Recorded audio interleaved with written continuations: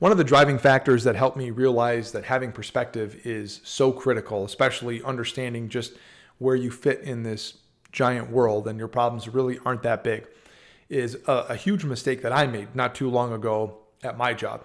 And basically, I mistyped something by one letter, and it changed the product that our customer was getting and ended up being a huge problem that was dragged out for 4 or 5 months. And I had to deal with it and just every day get up, eat the frog, and it sucked. And it was a huge deal to the customer. It was equipment that they had depended on and they were planning on utilizing, and they had to make other plans for several months. So just like me and my wife, we went through the experience with the pool where we were delayed by several months, and that changed our vacation plans when our friends came to town and where we were having birthday parties and get-togethers and all that kind of stuff. It was a huge problem for us for several months, but in the grand scheme of things, it happens and you got to get over it.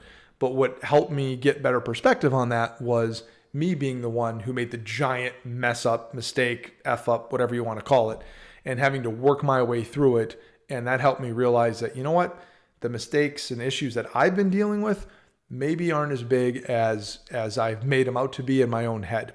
But what I realized also was that when I realized that I made the mistake, and I just said realized like 50 times, sorry.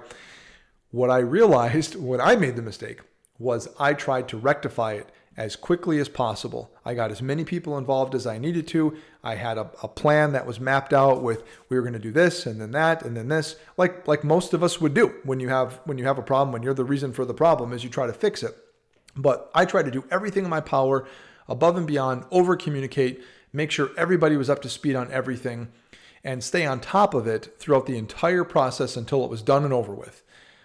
And I think where a lot of my frustration comes from is when I feel that other people don't take a version of that same approach when something that could be considered a larger scale problem happens to me, like the pool thing or whatever. And again, it didn't happen to me. It just happened. I'm just there. But when I feel that, why aren't you spending time and effort and energy trying to rectify the situation? When that's the case, and that's the way I feel, then I get frustrated, and I still have to learn that it's because not that they don't care about me. It's just maybe that person doesn't care. It's just another job to them. It's just another flight being delayed. It's just another mistake. It's just whatever. So having that perspective of me making my own mistakes and realizing that I was the person who caused a lot of heartache and frustration and rescheduling and problems for other people, and hoping, man, I would sure hope that that person would give me the opportunity to correct it before they just exploded on me.